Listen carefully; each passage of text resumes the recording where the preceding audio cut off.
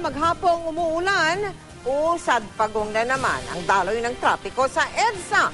Mula sa EDSA Estrella sa Makati, nakatutok live si Susan Enriquez. Mel, matinding pagsisikip sa traffic ang susuungin ng ating mga kababayan na pauwi sa mga oras nito at dadaan dito sa bahagi ng EDSA. Gaya ng nakikita natin sa mga oras nito, talaga namang usad pagong ang mga sasakyan sa magkabilang panig. Bunsod ito ng pag-ulan simula pa kaninang umaga at nagkataon pa na araw po ngayon ng Biyernes. Kaya naman talaga ng konting pasensya ang dapat baunin ng ating mga kababayan para sila makauwi sa kanilang mga tahanan. Walang tigil ang ulan maghapon na nagdulot ng traffic sa ilang lugar sa Metro Manila tulad dito sa bahagi ng Global City. Pila ang mga sasakyang palabas ng EDSA. Bahagya lang ang pag-usad ng sasakyan nang dumaan kami pasado alas 4 ng hapon. Dahil nga sa bagal ng usad, may mga pasaherong naglakad na lang. Wala naman kaming nadaan ng mga construction pero sadyang mabagal ang mga sasakyan. Medyo traffic kasi. Ganyan talaga pag Biyernes. Nahirapan naman sumakay. Nagbigay na rin ng babala ang MMDA sa mga motorista na maging maingat sa pagmamaneho matapos maitala ang mga aksidente kaninang umaga na hinihinalang dahil sa madulas na kalsada.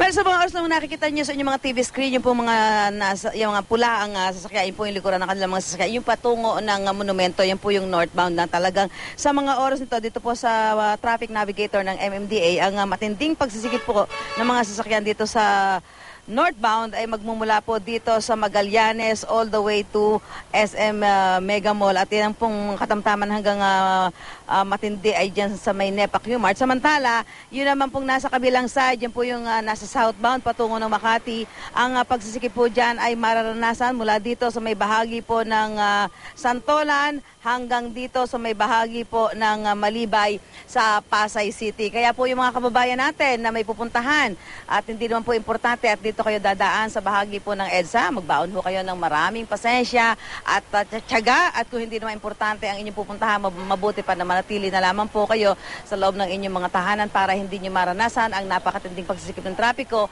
sa mga oras nito dito po sa kahabaan ng EDSA. Mel? San, dagdagan ko yung payo mo na magdala sila ng maraming pasensya.